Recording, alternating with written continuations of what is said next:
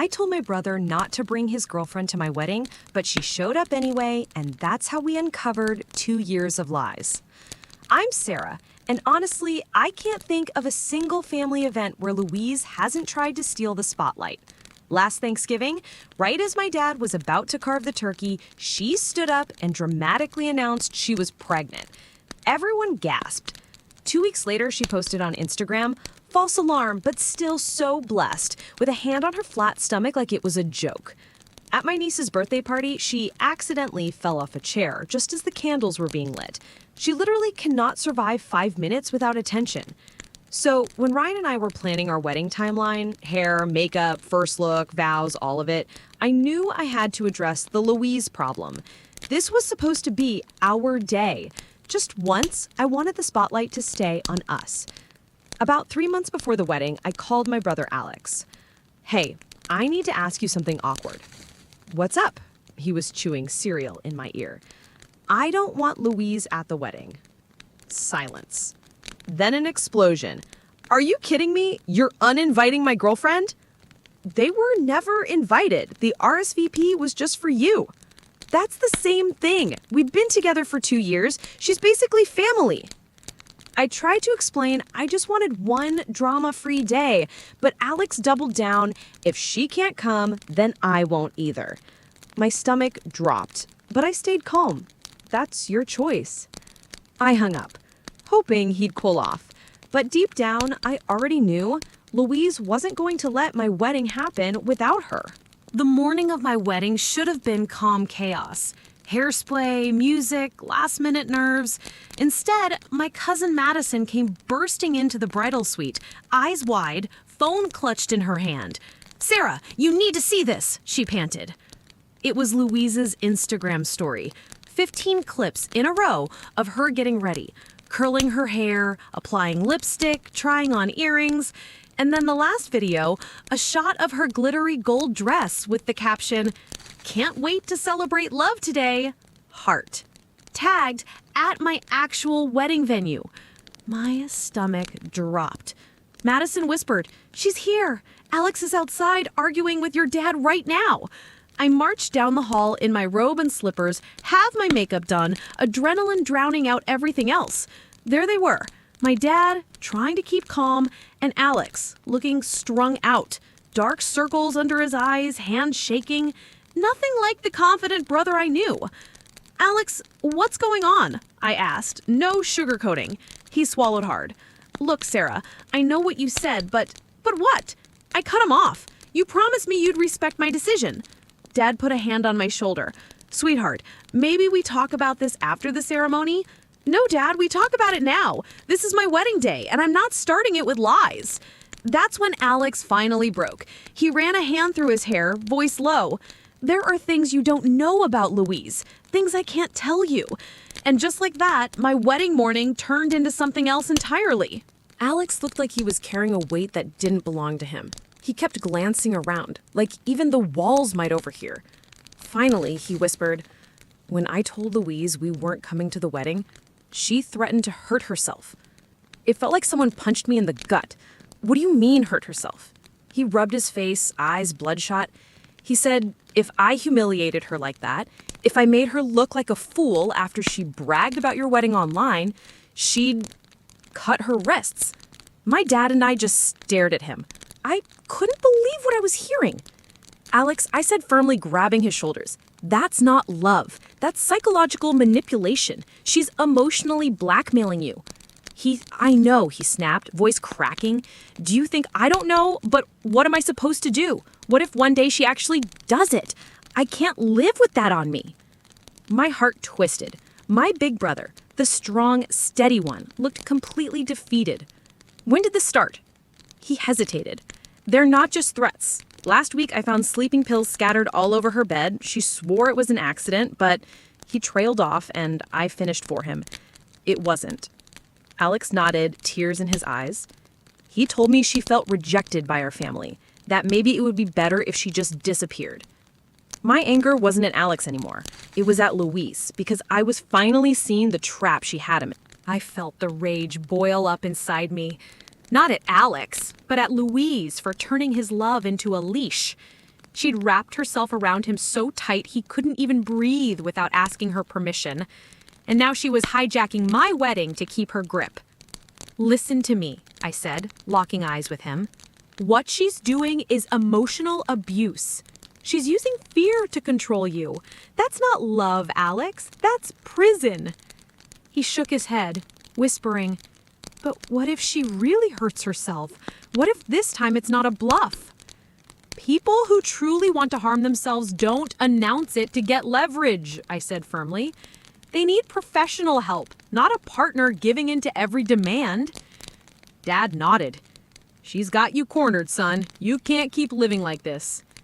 Before Alex could answer, Madison came running up the path, out of breath. "She's here. Louise is in the parking lot. Gold dress, taking selfies with the wedding arch." Alex closed his eyes like he wanted the ground to swallow him whole. "I don't know what to do anymore." That's when something inside me snapped into focus. Enough was enough. "Alex, do you trust me?" I asked. He blinked, caught off guard. "Yes." "Then you're going to do exactly what I say. No more reacting to her games. We take control now." For the first time all morning, I felt the strange sense of clarity, and it was sharper than fear. I pulled Alex and Dad a few steps away from the entrance, lowering my voice but making sure Alex could see the steel in my eyes. "Here's what we're going to do. You'll tell Louise she can stay for the ceremony. Don't fight her on that. It'll just fuel the drama. But during the reception, you'll get called in to work. You'll both have to leave early." Alex frowned. "I don't have a work emergency." "You do now," I shot back. "It buys us space." "Dad, you still know that private investigator, Ernesto?" Dad's face hardened. "Yes. Why?" "Because I don't think Louise is who she says she is. And if I'm right, we need proof." Madison perked up immediately. "What kind of proof?" "The kind that shows Alex exactly who he's dealing with. You're going to help me. During the reception, play nice. Compliment her dress, ask about her job, her family, whatever. Just get her talking and record everything." Madison's eyes lit up. "She never shuts up. I can do that." I turned back to Alex. "Think about it. In 2 years, have you met a single friend of hers, any family member, seen actual evidence of her digital marketing job?" He froze, searching his memory. His silence was louder than a confession. Finally, he muttered, "No, never." I looked him dead in the eye. "Then it's time to find out who Louise really is." The ceremony started beautifully. The music, the flowers, the sunlight coming through the windows. It almost felt normal again. Ryan stood at the altar smiling like I was the only person in the world. For a few minutes, I let myself believe Louise wouldn't ruin this. And then she walked in. Front row, gold dress, so shiny it looked like foil under the lights. Heads turned immediately, and as Ryan and I started our vows, Louise began to cry. Loudly. Not the quiet, polite sniffles people do at weddings. No, she was full on sobbing, clutching tissues, whispering, "It's so beautiful," at the exact moment Ryan was speaking his vows. People shifted uncomfortably. My dad shot her a glare.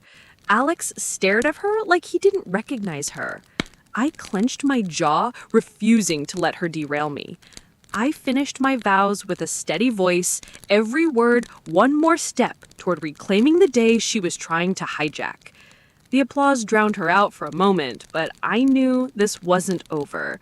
Louise thrived on escalation. She wasn't going to stop. At the reception, Madison slid into action like we'd planned. She approached Louise with a champagne glass and a perfect smile. "You look incredible. Is that dress new?" Louise lit up instantly. "Straight from Miami. Alex helped pay. He always supports me." Madison's phone, hidden in her jacket pocket, was recording every word. And I knew the real show hadn't even started yet. Madison was smooth. She let Louise talk, feeding her little prompts like bait on a hook. "So you're still doing digital marketing, right?" she asked casually, swirling her drink. Louise flipped her hair. Yeah, totally. I just landed a Canadian cosmetics account. Huge deal. But I can't share details. NDAs. 5 minutes later, at another table, Madison overheard her telling someone else she worked with a Mexican company. Later that night, she bragged to a different guest about a U.S. startup she supposedly ran social media for. 3 versions in under an hour. It didn't stop there. When someone asked about her family, she said her mom lived in Switzerland. To another guest, Argentina. To a third, oh, she passed away years ago. Every answer was a brand new script. Meanwhile, Madison kept nodding like a loyal friend, capturing it all. By the time she slipped back to me, her face was pale, but determined. 6 solid minutes of contradictions, she whispered. Work, family, even how she met Alex. At one table, it was bookstore. At another, a birthday party. I clenched my teeth. Louise was unraveling herself, and she didn't even notice. When I showed my dad the recordings later that night, his jaw tightened. This isn't just drama anymore, he muttered. This is serious. And deep down, I knew he was right. We weren't just dealing with an attention hog. We were dealing with a compulsive liar. That night, after the last guest left and Ryan was fast asleep, I sat in the kitchen replaying Madison's recordings. Each contradiction hit harder than the last. It was like Louise had no anchor, no real story, just whatever version of herself suited the moment. My dad called Ernesto, the private investigator, before midnight. By morning, he already had a lead. The company she claims to work for, he told us over the phone, no record of her. Not on payroll, not as a contractor, nothing. He dug deeper. Her social media doesn't exist before 3 years ago, either wiped clean or fabricated from scratch. My skin crawled. Who deletes their entire life? I called Alex, my heart pounding. How old is Louise? He hesitated. 27, I think. You think? She told one of your aunts yesterday she was 29.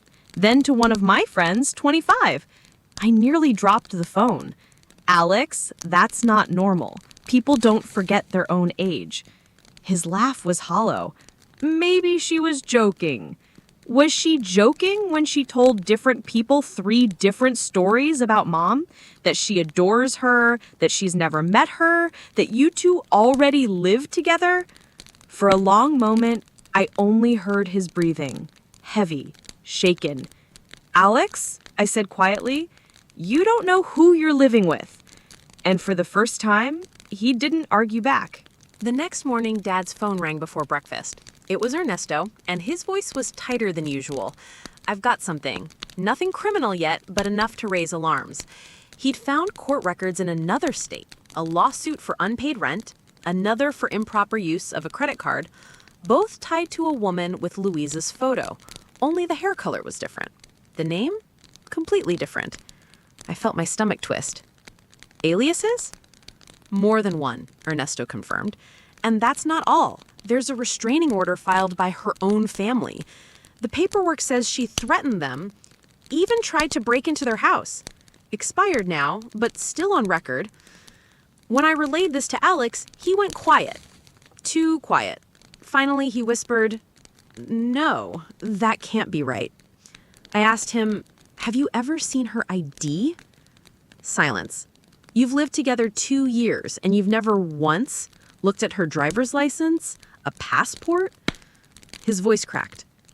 I was in love. I didn't think I needed to. I wanted to scream, but I held back. He was already breaking apart. That night, Ernesto called again. He wanted to meet in person. This isn't just some clingy girlfriend. Your brother is tangled up with someone dangerous. Dangerous. The word echoed in my head. And for the first time, I realized Louise wasn't just trying to ruin my wedding.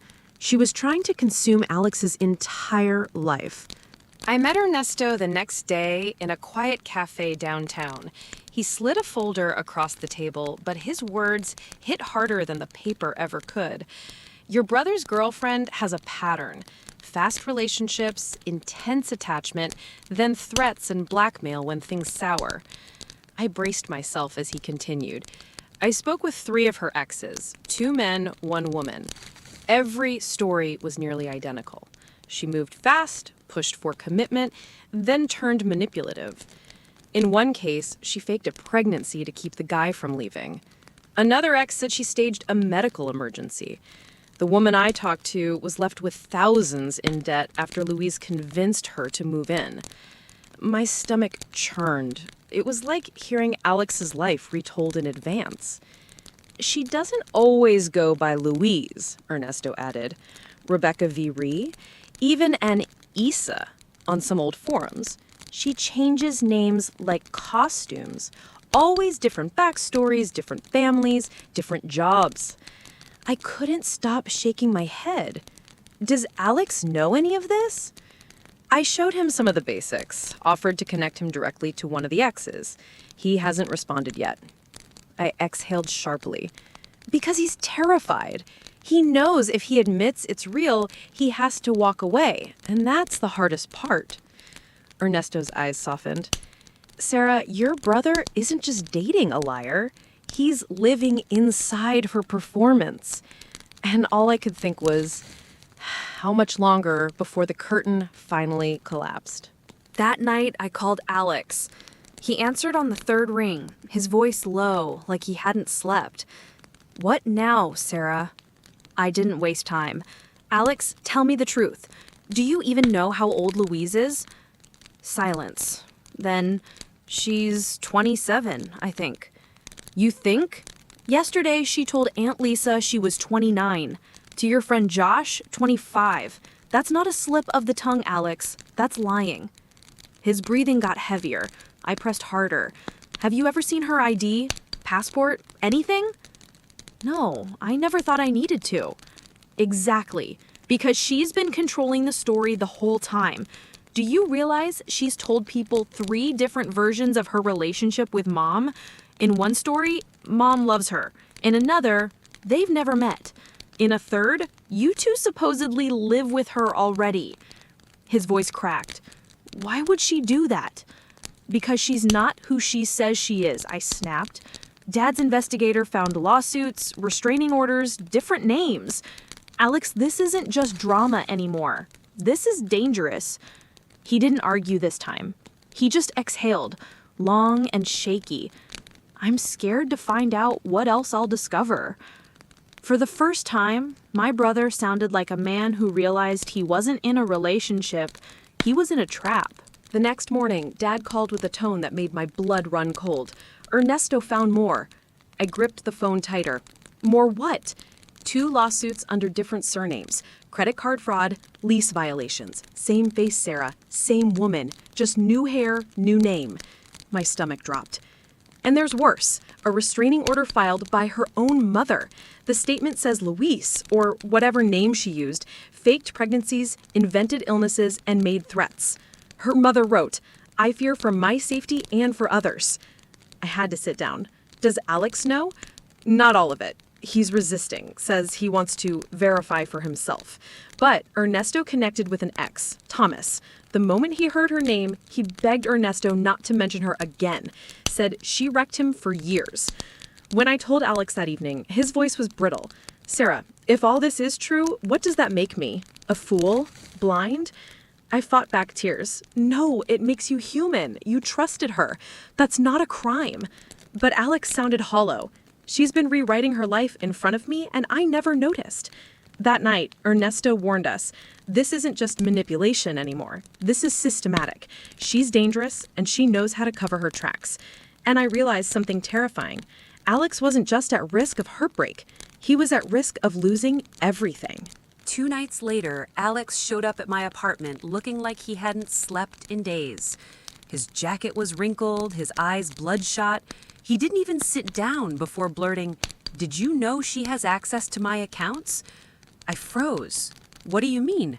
When we moved in together, she said she needed my passwords in case something happened.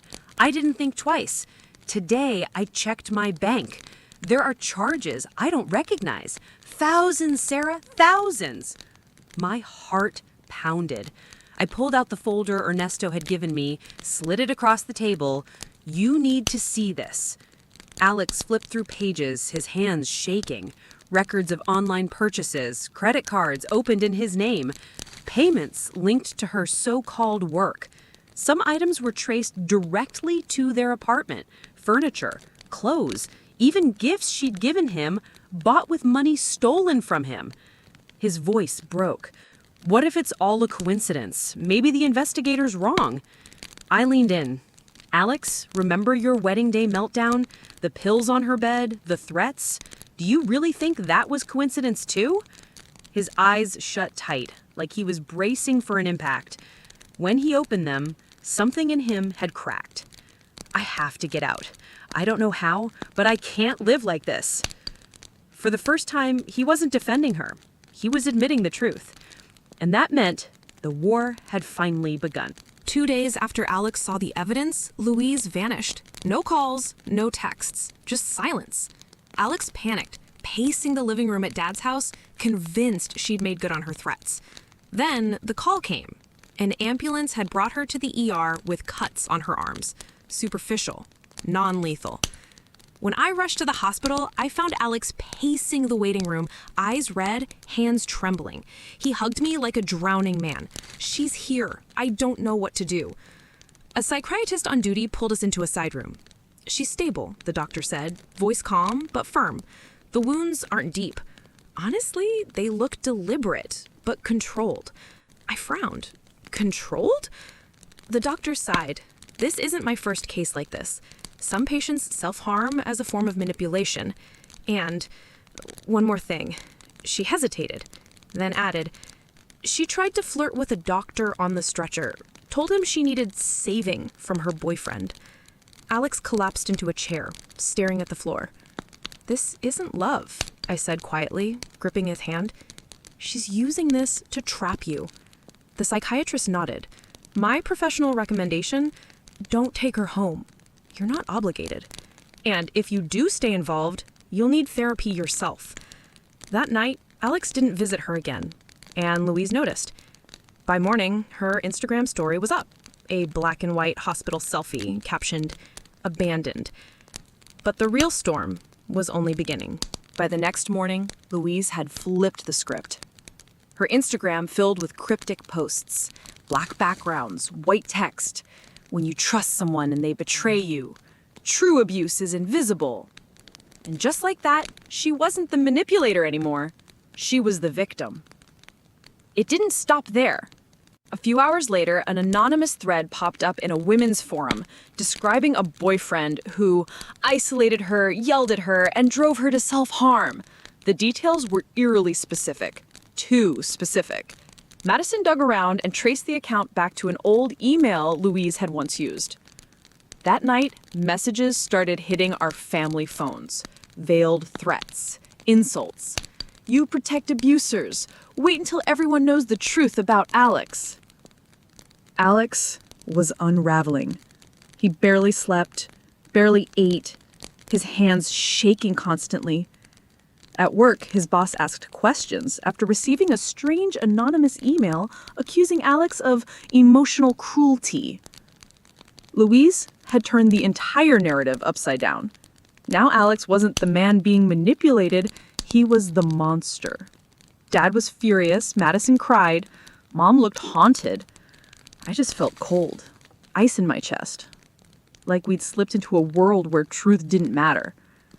That's when Dad called a lawyer named Ortega, a specialist in harassment and defamation cases. He sat us down, calm but blunt.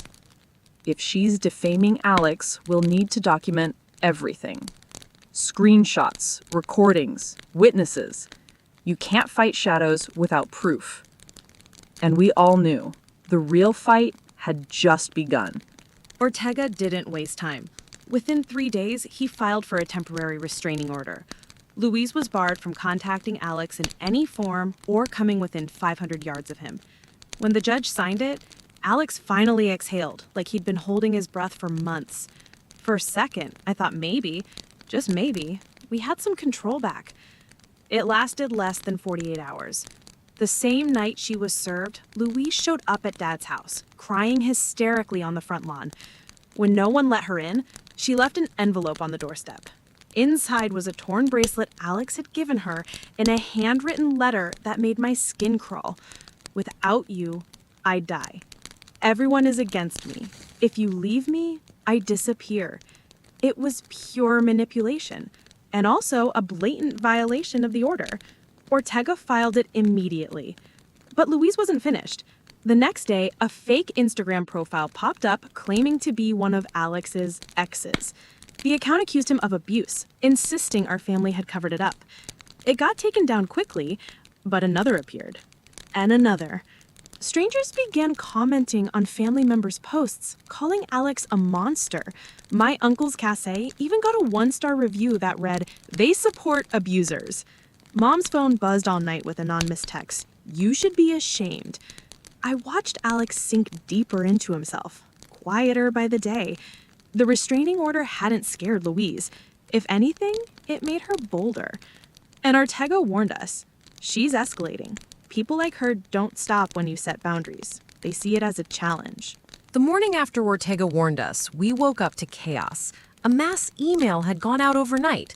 Subject line, "So you can see the real Alex." It wasn't just family. She'd sent it to coworkers, distant relatives, even the company's general HR inbox. The body of the email was polished, almost professional. Screenshots of texts taken out of context, audio clips sliced to sound incriminating, and paragraphs of pseudo-psychological jargon. She labeled Alex a covert narcissist who used systematic isolation and cycles of abuse. It was chilling how convincing it looked. Madison burst into my room, pale as a ghost. "My old boss just emailed me. He got it too. How the hell did she get all these contacts?" Alex's face drained of color when we realized the answer. She'd had his email passwords for months. Every contact, every message, all wide open. Dad called Ortega immediately. The lawyer's voice was steady but grim. "There's no way to fully erase this. The reputational damage is done, but we can file a defamation and digital harassment suit. It won't stop her instantly, but it'll put her under real legal pressure." Meanwhile, Alex was unraveling. His boss demanded explanations. He took a leave from work just to keep his job safe.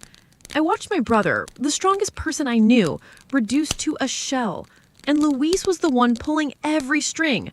Ortega's words replayed in my head. "She's not a scorned ex. She's strategic, and she won't stop until something breaks." Just when it felt like Louise had drained every ounce of fight from us, Ernesto called with a new lead, and this one hit like a sledgehammer. "She's with someone else," he said flatly. "I've got photos." He sent them to me. Louise, in a park, laughing, wrapped around a man at least 10 years older than Alex. They were kissing, holding hands, looking every bit like a couple. The timestamp? From last week, right in the middle of her hospital meltdown and smear campaign. I showed Alex the pictures, bracing for his reaction. He stared at them for a full minute, face blank. Finally, he muttered, "So while she was ruining me, she already had a backup plan." "She always had a plan," I said quietly. Alex disappeared into the kitchen and came back with a folded piece of paper. It was a letter Louise had written him on their 1-year anniversary. He handed it to me without a word.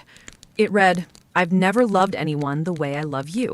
Without you, I'm nothing." I laid it on the table beside the photos of her clinging to another man. The contrast was brutal.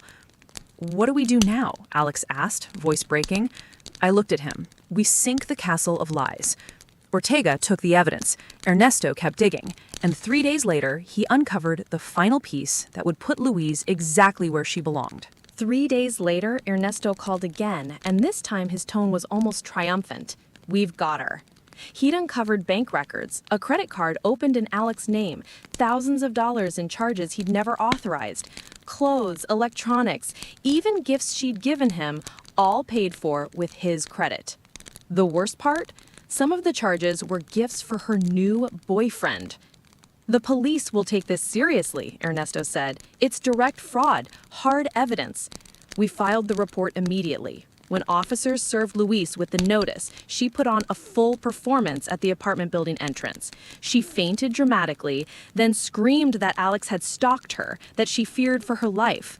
But the whole scene was caught on security cameras, and the footage told the truth. Hours later, police cars pulled up. Louise was taken in. No tears, no begging, just one chilling request. Can I touch up my makeup before the photo? At the station, she denied everything, claimed Alex's family had waged a hate campaign against her. But piece by piece, the evidence piled up. The fake profiles, the credit card records, the exes willing to testify. For the first time in months, Alex wasn't on the defensive. He was listed as a witness, not the accused. That night, he finally slept without keeping the light on. It wasn't freedom yet, but it was the first real step toward it. A month later, Louise sat in a courtroom, shackled but still performing. She wore a fitted blazer, her hair sleek, and she smiled like she was the misunderstood heroine of her own movie. The judge wasn't impressed. The evidence was overwhelming. Fraudulent accounts, multiple aliases, restraining order violations, testimonies from exes who described the exact same patterns Alex had lived through. She was convicted on several counts: fraud, harassment, identity theft, violation of a court order. Sentence? 3 years in prison, plus mandatory psychiatric treatment. She didn't cry. She didn't beg. She just turned to Alex as they let her out and whispered, "You'll never find someone like me." Alex didn't flinch. "That's the idea," he said quietly. Months passed. He moved out of their apartment, changed his number, changed his email. He started therapy. The first sessions were brutal. Nights of silence, sudden tears, endless guilt. But little by little, he came back. Eventually, he introduced us to someone new. Clara, a graphic designer who loved old music and cinnamon tea. She laughed easily, helped mom set the table, offered to do the dishes without anyone asking. She was real. No drama, no spectacle, just genuine. Mom cried at that lunch.